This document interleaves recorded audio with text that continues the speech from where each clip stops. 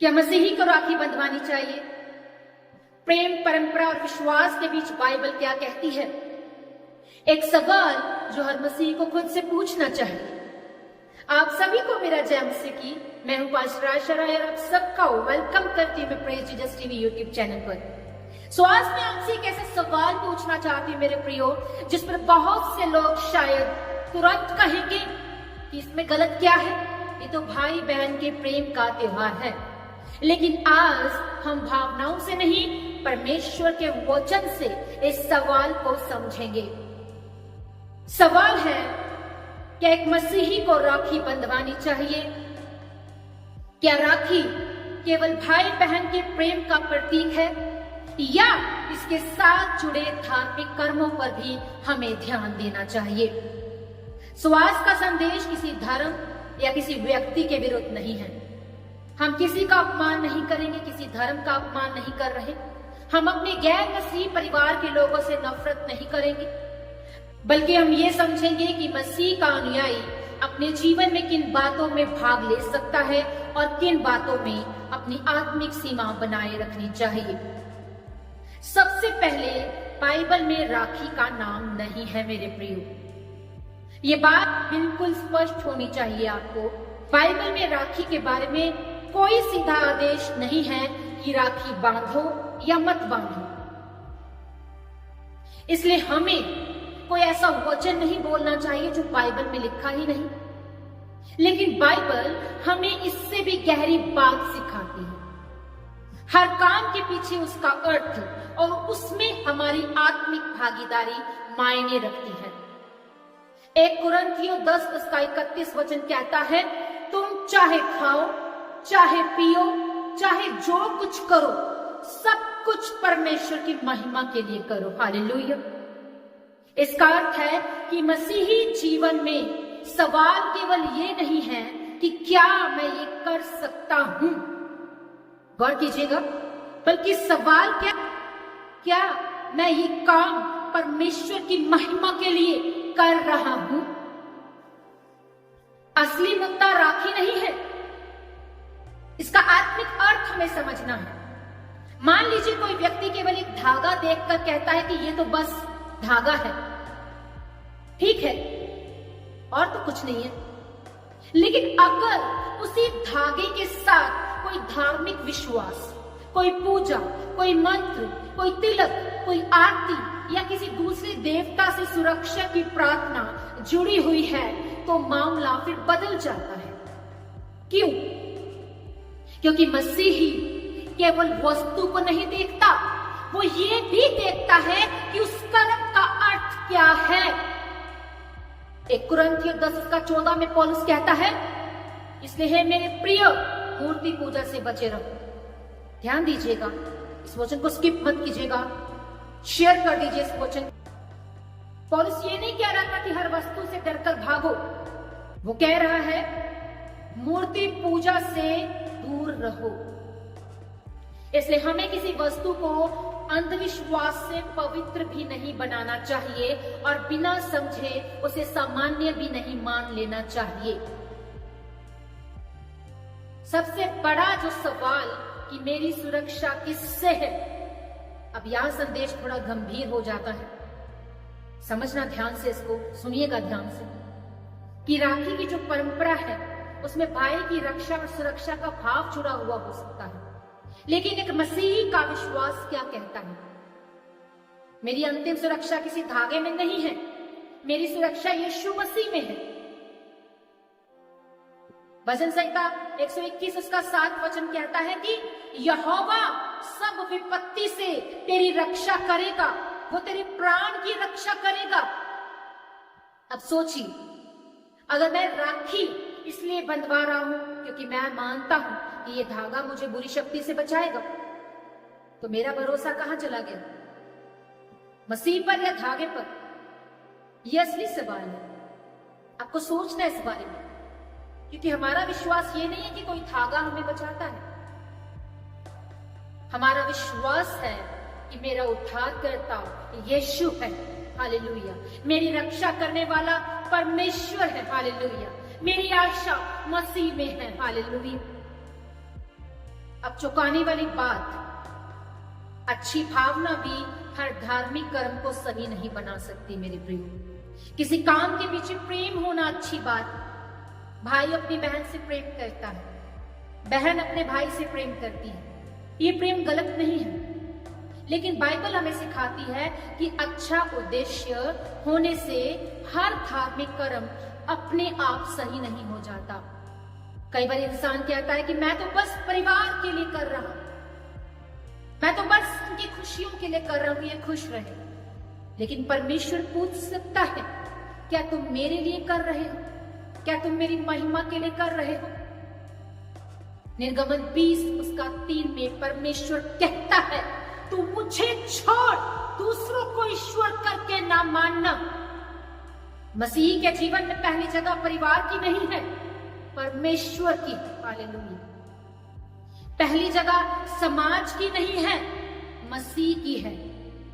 आपको ये सोचना है, गौर करना है। पहली जगह किसी परंपरा की नहीं है, परमेश्वर के वचन की है।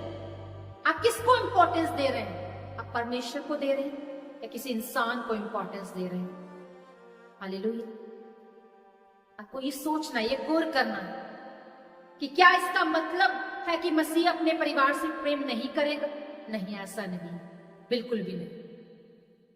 ये बहुत एक इंपॉर्टेंट बात है कि अगर आपकी बहन आपको राखी बांधना चाहती है तो उसका प्रेम और सम्मान को समझिए, उसे अपमानित मत कीजिए, उसके विश्वास का मजाक मत उड़ाइए, उसे ये मत कहिए कि तुम गलत हो इसलिए मैं तुमसे संबंध नहीं रखूंगा, तुम ये गलत कर रही हो। ऐसा नहीं है। यीशु ने हमें प्रेम करना सिखाया, राइट? लेकिन प्रेम का अर्थ हर धार्मिक कर्म में भाग लेना नहीं है। आप अपनी बहन से प्रेम कर सकते हैं, उसे उपहार दे सकते हैं, गिफ्ट दे सकते हैं, कुछ भी दे सकते हैं उसको जो उसको खुशी दे। उसके लिए आप प्रार्थना कर सकते हैं, उसे सम्मान दे सकते हैं, उसके साथ आप खाना खा सकते हैं। अगर वो मसीह में नहीं है तब भी उसके सुख दुख में आप खड़े हो सकते हैं। मैं उस बहन की बात कर रही हूं और उस मसीह भाई की बात कर रही हूं जिनका रिलेशनशिप इस तरह से है। लेकिन जहां कोई कर्म आपकी मसीह आराधना और विश्वास से टकराता है, वहां आपको प्रेम के साथ अपनी सीमा बतानी चाहिए, ना कि लड़ झगड़ कर। सब लोग करते हैं, ये मसीह निर्णय का आधार नहीं है कि सब लोग करते हैं तो हम भी कर लेंगे तो क्या फर्क पड़ता है। सब लोग करते हैं। कभी कभी हम कहते हैं सब कर रहे हैं। हमारे परिवार में हमेशा से होता आया है, अगर मैंने नहीं किया तो लोग क्या कहेंगे। लेकिन रोमियो 12 उसका 2 हमें वचन वो सिखाता है कि हम संसार के अनुसार ना चलें, बल्कि अपने मन के नए किए जाने से बदलते जाएं। मसीह का डिसीजन ये देखकर नहीं होता है कि लोग क्या कहेंगे, बल्कि ये देखकर होता है कि मेरे परमेश्वर को क्या भाता है, मेरा परमेश्वर इसके बारे में क्या कहता है, उसे ये बात पसंद है कि नहीं, क्या मैं उसकी महिमा के लिए कर रहा हूं, क्या परमेश्वर मुझसे नाराज तो नहीं हो जाएगा, क्या मेरा परमेश्वर मुझसे दूर तो नहीं हो जाएगा। अगर परिवार नाराज हो जाए तो भी प्रेम रखो, अगर लोग मजाक उड़ाए तो भी प्रेम रखो, अगर कोई कहे तुम बदल गए हो तो याद रखो, हाँ मसीह ने हमें बदल दिया है। 1 कुरिन्थियों 8 में एक अंतरात्मा के विषय में बात की गई है कि बाइबल हमें यह सिखाती है कि हर परिस्थिति में समझ और अंतरात्मा इंपॉर्टेंट है। 1 कुरिन्थियों 8 में पौलुस भोजन और मूर्तियों को चढ़ाई गई वस्तुओं के बारे में हमें समझाता है। वहीं गहरी बात सामने आती है कि ज्ञान के साथ प्रेम और विवेक भी चाहिए, इसलिए हर परिस्थिति को एक ही डंडे से नहीं माप सकते। एक व्यक्ति राखी को केवल भाई बहन के प्रेम के प्रतीक के रूप में देख सकता है, दूसरा व्यक्ति उसे स्पष्ट धार्मिक कर्म के रूप में देख सकता है। इसलिए मसीही को खुद से पूछना चाहिए कि मैं इसे किस अर्थ से कर रहा हूं? क्या इसमें कोई पूजा, मंत्र, धार्मिक आस्था या दूसरे देवता से सुरक्षा की अपेक्षा तो नहीं जुड़ी है? क्या मेरा विवेक इसके सामने शांति में है? क्या यह मेरे विश्वास की गवाही को कमजोर करेगा?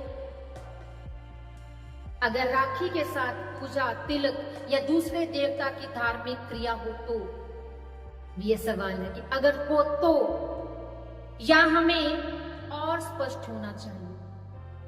अगर किसी हम कार्यक्रम में, किसी ओकेशन में, किसी प्रोग्राम में राखी के साथ दूसरे देवता की पूजा, धार्मिक मंत्र, आरती, तिलक, धार्मिक प्रसाद या चढ़ावा या किसी देवता से सुरक्षा या आशीर्वाद की धार्मिक प्रार्थना में भाग लेने के लिए कहा जाता है हमें, तो एक मसीह को बहुत सावधानी से सोचना चाहिए, क्योंकि 1 कुरिन्थियों 10:20-21 में पौलुस परमेश्वर की आराधना और अन्य धार्मिक वेदी के बीच समझौता करने के विरुद्ध चेतावनी देता है। हम 2 आध्यात्मिक वेदियों पर अपना विश्वास नहीं रख सकते। हमारे लिए प्रभु एक है, यीशु हमारा उद्धार करता है और परमेश्वर ही हमारी आराधना के योग्य वो परमेश्वर ठहरा है कि हम उसकी ही आराधना करें। हालेलुया। हम किसी और देवता के उस समारोह में, उस फेस्टिवल में, उस पूजा में शामिल नहीं हो सकते। लेकिन एक बहुत जरूरी एक हमको बैलेंस रखना, ध्यान से सुनिएगा। हर राखी को अपने आप मूर्ति पूजा घोषित कर देना भी बाइबल की सही व्याख्या नहीं है, क्योंकि बाइबल में राखी का सीधा उल्लेख नहीं है। इसलिए हमें वस्तु से ज्यादा उसमें शामिल धार्मिक अर्थ और हमारी भागीदारी को देखना चाहिए। अगर कोई केवल भाई बहन के प्रेम के भाव से कोई सामान्य धागा देता है, तो हमें तुरंत उस व्यक्ति को मूर्ति पूजक कहकर अपमानित नहीं करना चाहिए। मसीही का काम लोगों को गाली देना नहीं है। मसीही का काम सत्य को प्रेम से बोलना है। इफिसियों 4:15 हमें सिखाता है कि हम प्रेम से सत्य को बोले और बताएं कि हमारा मसीहा, हमारा परमेश्वर हमें बाइबल से, इस वचन के द्वारा हमें ये बताता है कि हमें ये काम नहीं करने हैं। आप प्रेम से इस बात को रखें। तो फिर मसीह क्या करे मेरे प्रिय? अब प्रैक्टिकल आंसर को सुनिए, क्या करना है आपको। अगर आपकी बहन चाहती है, भैया मैं आपको राखी बांधना चाहती, तो आप प्रेम से कह सकते हैं, बहन मैं तुमसे बहुत प्रेम करता हूं, मैं हमेशा तुम्हारे लिए प्रार्थना करूंगा, मैं तुम्हारी रक्षा और भलाई के लिए परमेश्वर से प्रार्थना करूंगा, लेकिन मेरी धार्मिक आस्था यीशु मसीह में है, इसलिए मैं किसी ऐसे धार्मिक कर्म में भाग नहीं लेना चाहता जो मेरे विश्वास के विरुद्ध हो। अब देखिए, ये लड़ाई नहीं है, ये विश्वास को आप साबित कर रहे हैं अपने प्रभु के लिए। आप अपनी बहन से बता रहे हैं वचन से कि परमेश्वर मेरा क्या चाहता है। आप उसकी भावनाओं को ठुकराए बिना अपने विश्वास को भी नहीं ठुकराते। आप ऐसा बोल सकते हैं। सबसे बड़ा सवाल, हम किसके चिन्ह के हैं? गलातियों 6:17 में पौलुस मसीह के चिन्हों की बात करता है। वहां पर मसीह के चिन्हों की बात की गई है। अब मैं आपसे पूछती हूं कि आपके जीवन की पहचान क्या है? खुद से सवाल करें और इस बात का फैसला आप खुद करें। अब मैंने आपके सामने वचन रख दिया। आपके जीवन की पहचान क्या है? किसी धागे से है, किसी परंपरा से है, किसी संस्कृति से है, या यीशु मसीह से है? आप किस में बिलीव करते हैं? मसीह होने का अर्थ केवल रविवार को चर्च जाना नहीं है। मसीह होने का अर्थ है कि मेरी डिसीजंस में भी यीशु मसीह दिखाई दे, मेरे कर्मों में, मेरे विश्वास में यीशु मसीह दिखाई दे, मेरी भाषा में यीशु दिखाई दे, मेरे परिवार में यीशु दिखाई दे, और हाँ, मेरी परंपराओं के प्रति मेरे रवैये में यीशु दिखाई दे, और मेरे हाँ में भी यीशु हो, मेरी ना में भी यीशु हो। एक आखिरी मैं चेतावनी आपको देती हूँ कि प्रेम करो, लेकिन अपना विश्वास मत बेचो। परिवार इंपॉर्टेंट है मेरे प्रिय, संस्कृति इंपॉर्टेंट हो सकती है मेरे प्रिय, रिश्ते इंपॉर्टेंट हैं मेरे प्रिय, लेकिन परमेश्वर सबसे ऊपर है। मत्ती 10:37 में यीशु ने बताया कि हमारे जीवन में उससे बढ़कर किसी रिश्ते को स्थान नहीं मिलना चाहिए। इसका अर्थ परिवार से नफरत करना नहीं है कि आप परिवार से नफरत करो। इसका अर्थ है कि जब परिवार और परमेश्वर के बीच चुनाव की स्थिति आए तो मसीही परमेश्वर को चुनता है। इसलिए आज किसी को दोष देने से पहले अपने दिल को जांचिए, अपने दिल को जांचिए और पूछिए कि क्या मैं यीशु पर भरोसा करता हूं या उन चिन्हों पर भरोसा करता हूं, उन परंपराओं पर, उन फेस्टिवल्स, उन विश्वास पर मैं भरोसा करता हूं जिस पर दुनिया करती, जिस पर रिश्तेदार करते हैं। क्या मेरी सुरक्षा परमेश्वर में है या किसी वस्तु में? क्या मैं लोगों को खुश करने के लिए अपने विश्वास को, उस विश्वास को दांव पर लगा रहा हूं, उस विश्वास से समझौता कर रहा हूं? क्या मेरा जीवन वास्तव में मसीह की गवाही देता है? ये सवाल आप खुद से पूछिए। तो क्या मसीही को राखी बंधवानी चाहिए? बाइबल इसका कोई सीधा हाँ या ना आदेश नहीं देती है मेरे प्रियो, लेकिन बाइबल हमें स्पष्ट सिद्धांत देती है कि मूर्ति पूजा से दूर रहो, परमेश्वर को सर्वोच्च स्थान दो, प्रथम उसको अपनी लाइफ में रखो। किसी वस्तु को अपनी सुरक्षा या आध्यात्मिक शक्ति का सोर्स मत बनाओ। अपने विवेक और विश्वास के अनुसार आप चलो और सबसे इंपॉर्टेंट, सत्य को प्रेम के साथ बोलो। अगर राखी केवल भाई बहन के प्रेम का सामान्य प्रतीक है तो इस विषय को समझदारी और अंतरात्मा के अनुसार देखना चाहिए और वचन के अनुसार जज करो कि क्या ये मेरा फैसला सही है, क्या मेरी आस्था, मेरा विश्वास सही है।